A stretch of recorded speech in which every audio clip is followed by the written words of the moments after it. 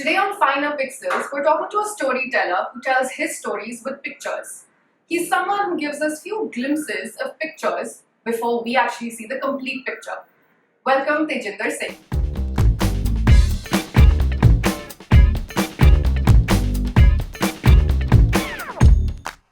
Hi Tejinder. Hi Nidhi. How are you? Very well. So, thank you so much for doing this, Thank Popcorn Pixel, and finally taking the time out for us. It's been a while since I've been chasing you. No, I think it was just because of I've been working back to back Yeah. on shoots and stuff. Yeah. And just couldn't figure a time. I understand, but I'm glad we're sitting and talking here today Yeah. because there's a lot that I want to know from you about your work as well. So, starting with your work, what should I refer to you as? Is it a film photographer or a photo artist? I think photo artist because Okay. I do cover film photographer, other kind of photography that I do. Okay, And yeah, like film photography is like one of the things. one that of the I- things. yes. And why Kamaka photo artist? It's a very calm person actually. Acha. So I came on Instagram very late. Okay. Like I think I was one of the last person in my generation to join it, and I couldn't figure a username which would have my name because all Tejinder Singhs were like taken up with whatever possible like change and like digits or whatever.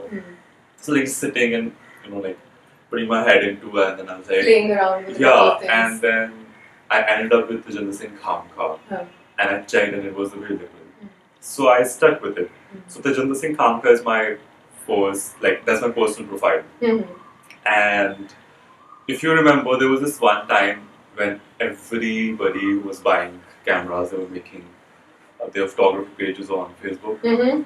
So all my friends started telling me that you should also have your page Facebook and page. and so I just kept delaying it because I felt that I'm not good enough. Acha. So when I thought that now I need to sort of put it out, so that I need to have one space where people can see some of my professional work that I've done.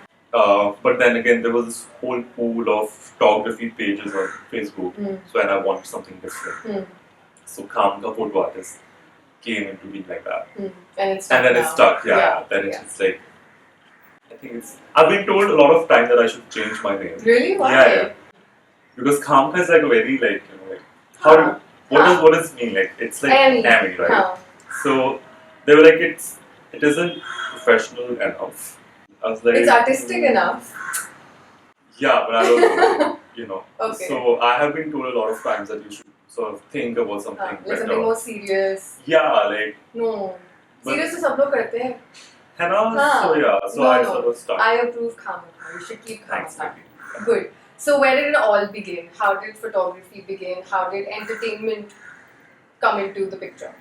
I think entertainment came really late. Okay. So I was studying architecture in Okay. Chitkara University in Punjab, Okay. and so as part of architecture, is, because you see everything in 2D, so everybody ends up taking photos and learning about a little bit of photography and stuff. So I used to take photos, and I had these school seniors who had DSLRs, and so I was very fascinated with the idea of camera, especially old professional cameras. So I would ask them, can I take your cameras, take photos? And by the time we entered our second year, all my friends from Chandigarh in the college, they had bought, and they were done with the cameras within that semester. Like they were bored of it. Yeah. Achha. By the end of third semester, they were done with it, and they stopped carrying it to college. And I remember one of my really close friend, Amandeep. So he had bought this Nikon camera, 5100 or something. Acha. So I would tell him, just get your camera to college. I'll take photos and you go. So it started happening at all the friends who had DSLRs. I started rotating the cameras in my room Well, that's because interesting. I would have Aman's camera for 10 days and Monika's camera for a few days and Gurpreet's camera for a few days. And I would just go around, take photos of And just people. experimenting. Yeah. Yeah. And I would literally start telling them, you should get your cameras out and and then people started noticing, seniors start noticing, this guy is taking photos and stuff. So one of my senior who was getting married, she asked me to take photos on her wedding, and by then I had actually sort of saved money from here and there, and I had bought a camera myself, and I didn't tell my parents about it because my parents were like little apprehensive about photos and all. They were like architecture for Nidhi. So I went and shot her wedding, and I posted those pictures out, and then few other friends who's like cousins or brothers or sisters were getting married. They were like, "Oh, why don't you come shoot?" So that's a sort of the journey professional, began. like it started happening, and then I started renting out cameras for all these events that I would get to photographs, like birthday parties, weddings, and then seniors who had passed out from the college, who were doing their individual work as an architect, they started, giving me like, oh, I've made this building, I've made this house, can you come take photos? So I did that, and then I dropped out of the college, and I was like sort of figuring out So you what to didn't do. graduate? No, I didn't. So I'm technically barring pass. And because I sort of figured that, one thing was that if I really wanted to become a photographer then, and I just felt if I complete this, it's going to be that cycle that, now you've completed, you've degree, you practice, make use of the degree, and so I dropped out, and then I had interned with this one foundation in New Delhi. It's a non-for-profit. It's called the Anar Foundation. Okay. So I went back to them, and they hired me as an associate for documentation and archiving. So I told them I want to get into photography. So they do a lot of cultural heritage documentation and archiving. So we would go around, take photos, meet people, audio, video record them. I did that for a year. And I had applied for a fellowship in Bangalore all this while. This place called Indian Institute for Human Settlements. So they do this India Urban Fellowship Program every year where they bring in 30 to 35 people from diverse backgrounds, put them together, and they look at cities, how they work and everything. So I got through, and that's where I actually got the right push and the right mentoring. So my mentors at IHS, they would tell me, Teji, like if everybody's writing 1,000 words, let's say, you write 600 words and you give us 20 photos with it. So they really pushed me. And every time they would, we'd be talking about something like what are you going to do after your fellowship, so they would tell me, you please just go fully professional, like don't do anything else. And that's what I did. Like post that fellowship ended in May 2017, and I began my career as a professional, like full-time professional photographer from June 2017. So that's how it sort of began. So that's how it geared into entertainment as well now? So at IHS, they used to do a lot of film festivals, writing festivals. So in one of the writing, and I was photographing everything that was happening there. And they do one writing festival, which like one leg happens in Bangalore and one leg happens in Delhi. So they done this one session where, which was about writing in cinema. And on that panel, there was this Mami's creative director, Smriti who was there. And Arpita introduced me to Smriti, and Smriti saw my work, and she asked me, would you want to come and photograph our festival that we do in Bombay? Which is Mom. So I was like, yeah, well, like why not? And so they tested me out in one of the events that they did in Delhi, which was like one-day event. So they called me in, I photographed that, they liked it, and then they called me for the festival. And that's where I meet Raka, and he would ask me to come take photos for Man Marzia. Awesome. I mean, not Man Marzia, but a project that he's probably working on. So yeah, like that's... It's been an interesting journey, I guess, a very roller coaster kind of a ride. It's been fun, I'm guessing. It's been fun, Now, like, if I look back, I'm like, oh, it's been pretty much fun. In hindsight, I mean, obviously when you look at things in hindsight, you're like, everything was connected and leading you to where you are now. Yes.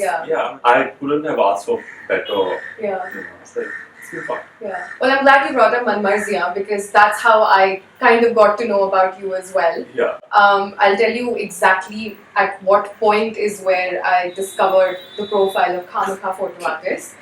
This was, I think, in like the early teaser phases of Manmarzia, where Abhishek Bachchan had posted a picture of him in the turban, and this was behind the glass wall. So it was him and a little bit of his reflection in the glass. And there was a caption to it, and within the caption he had mentioned photo credit Khamikha Photo Artist. And then leading up to it, there were a couple more. And then obviously the photo credit was your profile, and I was like, wait a minute, ye kaun hai? Because I'd never seen that before. So I clicked on your profile, and that's where I think I discovered this whole new world where there is someone actually taking behind the scenes footage. And why that was really fascinating for me is because, well, it's going to sound a little silly, but I enjoy seeing behind the scenes footage because I enjoy the entire process of what people are doing when they're working. And then finally, when I actually compare it to the final product, when I see on screen, I'm like, oh, I remember seeing this, so this was probably the shot they were working on, and now this is the final product.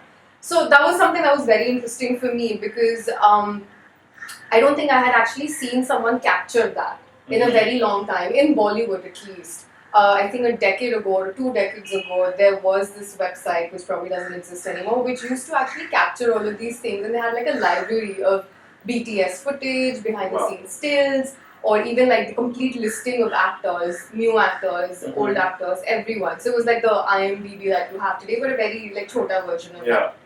Again, the Abhishek Bachchan profile also mentioned something along the lines, which was again connected to yours, was that he said he's going to make you famous. I think he mentioned that line. Tell me more about that. It's a very funny story. So basically, there was this one picture of Abhishek that I clicked, and this is like once the look was out, so you know, like you could he could share more pictures, and he had shared one picture, and then we were shooting this one song. I really forgot what the song actually. It's from Manmarzia? Yeah. Well, you know, there's the song Hi-Fi. Oh, in the wedding. That song. Abhishek, sort of, his part was like very little because he was on the terrace and looking at her. Yeah, so but he came on set super early and like chilling around, everybody like talking and having fun. And there was this one place where I was taking photos and he comes and like, oh, I need to take a picture of you. And I was like, okay. And then he takes this picture and shows me, and I'm like, dude, horrible picture. Do you have it? I don't have it, but it's on his profile. Of you? Yeah. I'll have to go back and check. Yeah, so that's the thing. So that's where he told me, he's like, you know, like, I'll make you famous. And I was like, what does that mean? Yeah, like, you know, but then he gave me a reference. So what happened was, he didn't tell me that he's gonna upload it.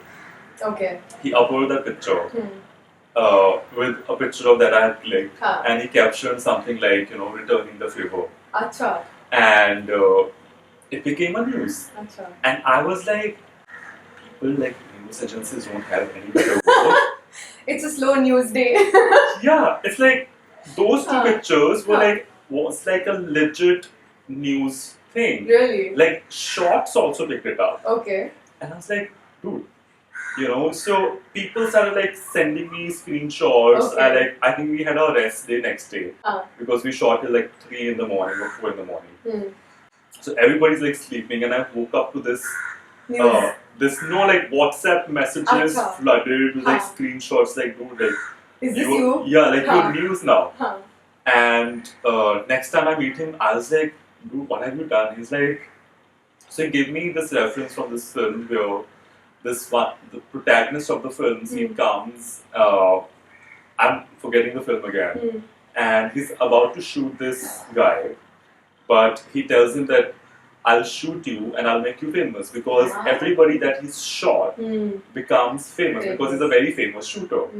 So he's like, you know, that something of that on that lines. Nice. And I was like, okay.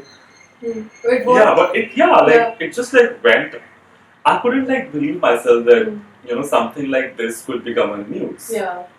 I was like, well, it's work. It's fine. Yeah. Okay, so tell me about working with Anurag Kashyap. To my mind, I think that is a whole experience in itself. It is, yeah. Yeah. So tell me about the whole process of that. You know, when you work with Anurag Kashyap, you get spoiled. Okay. Yeah, because the kind of freedom that he gives you, not just not just the still photographer, but every As a single person, as an yeah, artist. every single artist, every single person on set Mm. who's doing their job, Mm. they have like full freedom to do however they want to create something on the set, right?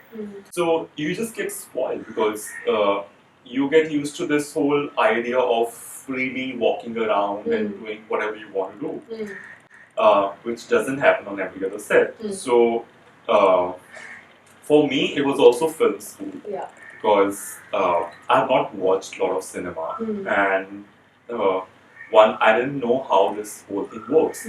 So I was just like taking photos, and I just go on this set and need to take like two, and I had like not seen, and there aren't any. I think there aren't many photographers also who sort of like if you have to do like a portrait photography, you go on YouTube and you search. And you learn more about it. Yeah, like there'll be like 50,000 videos to teach you portrait photography. There's nothing like that for like behind the scene or still photography on film set. And when I reached Amritsar, I met him and I was like, tell me what you want to do. It's like, you just keep doing your stuff. And I'll ask you if there's certain pictures that I want you to take. And otherwise you're on your own, like do your thing. It's your playground. Yeah, and I think that's a huge thing for anybody, like especially for me, it meant a lot. Yeah. Because I couldn't have asked for more. Yeah. And I think it's been just amazing. I mean, amazing is a very like little word also to sort of put the whole experience into words. I also can't explain how it felt. But he's been he's been like a mentor, he's been like a friend, he's been like a guiding light in a way also, like he ever since once we started photographing Sahani, 7 days into the shoot, he told the crew that we're not gonna go for poster shoot. Okay. We'll use his photos as posters, and I was like, wait, what? Like that's too much pressure, awesome, right? though. Yeah. So he told the production, he told the producer that there won't be any photo shoot for the poster. We'll use Teji's photos, and I think just hearing that is huge because it gives you a lot that of confidence boost. as well. Yeah. I mean, of course, you get a lot of pressure because you have to create imaginary which can be put out across the world, right? But I think he just knows how to get work done from everybody. So for me, it's been like a film school. Like those 37 days of shoot was purely like just learning.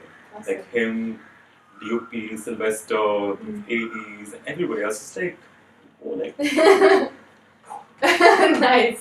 Well, I'm glad you brought that up because that was a question in my mind as well. How do you know which moment to capture, which could essentially be like the first look of the film or maybe the poster of the film? How do you keep track of that? Is that pre-planned or is it an on-the-go thing? It's nothing is pre-planned. Okay. Yeah, I think to do with stills, you can't Plan plan that your stills. much. Yeah, but what you can do is when you're reading the script, right? You also have certain set of imaginary in your head that this might look like this might look like this. Yeah. So I usually mark certain scenes, and these scenes I have to photograph, like no matter what. And then everything happens on set. One of the very basic things is to do with you basically shoot whatever DOP is shooting. So I often say this that I think still photographer's job is one of the easiest jobs. Okay. Because you've got the light setup done, you've got the frame done. All you have to do is just like sit and take a photo. Yeah. And I think it's not difficult at all. Okay. But deciding on which looks goes, what look will be sent out to the media, that is a pure marketing call. So even with Manmarzia, both photos that you saw, they're not part of the film. So the one with the first Tapsi and the one with the Abhishek Bachchan standing behind the glass. Yeah. So Abhishek standing behind that glass, if you see clearly, very nicely, and if you know people who are standing, he's just waiting for the His director shot. to call. Yeah. And they're like, there's everybody. There's like his manager is standing there, his makeup artists are standing there. There are like some 15 other people in the frame, quite blurred. You can't properly make them out, but they are there. Tapsi's and Mickey's photo was there was this one alley where we were shooting. We were shooting Roomy House there, and one in the evening when I was walking and I saw this sunlight, going, and like I just stood there and saw like how sun moved. And I was like, what? And I went and I told Tapsi and okay, like, will I take photos of you both tomorrow and around 4:15. And at around 4, I started telling them to take the photo. So we actually got this window of 10 minutes where they were not shooting. Okay. Took them to the next study. And I just asked them, like, do whatever you want to do and I'll take photos. So they just, like, she jumped on, and they just walked and I took that photo. That's not part of the film. Neither is Abhishek's that's standing is part of the film. And it's just like they were the first looks that came out. That came out. And both photos sort of became like iconic. I don't know if they became iconic. They became the face, I think, of Marzia going forward. And I couldn't be happier because and I think these are the things that you can't even plan. So I remember because when I was to work on Chapar, Meghna Gulzar's film. I was coming to that. So Meghna has a very different style of working. So of course every director is like very different from each other. And she told me the first day that her film posters come out of still photos from the set. Okay. And I was like, okay. And then she told me that we'll plan the photos, like which photos to take before we go to shoot. And I was really scared. I was like, I don't know how that's gonna happen because you can plan certain shots that because in your head you have a visual of it, but it doesn't really translate sometimes. True, like you storyboard it or whatever, and like few days into the prep, and like asked her again, like, do you want to sit down on photos?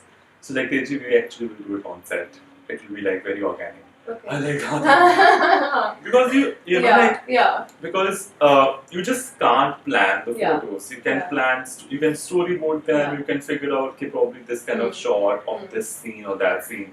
You can go down till that point.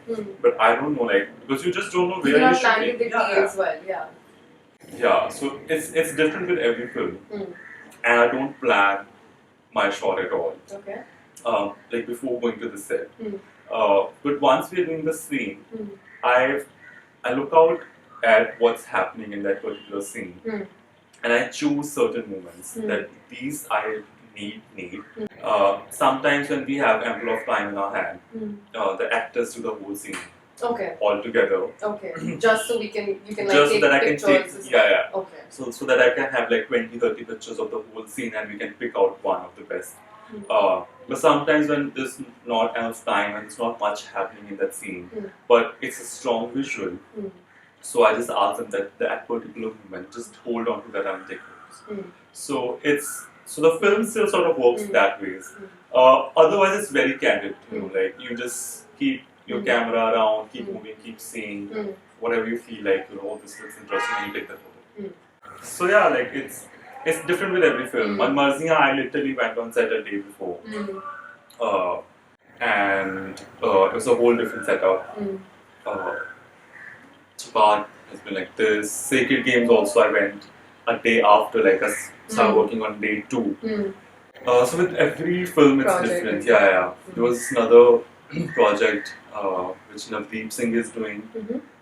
So it's still unnamed. Okay. So the finished shooting, so that I only photographed for 10 days. Okay. And the last schedule because Color Yellow is producing it. Sorry, who's that? Color Yellow. Okay. They produce Color Yellow. Okay. So they've seen because so that's how it sort of happens. Like people see your work and they sort of put you in on different projects. So I think then it's like sort of journey sort of begins.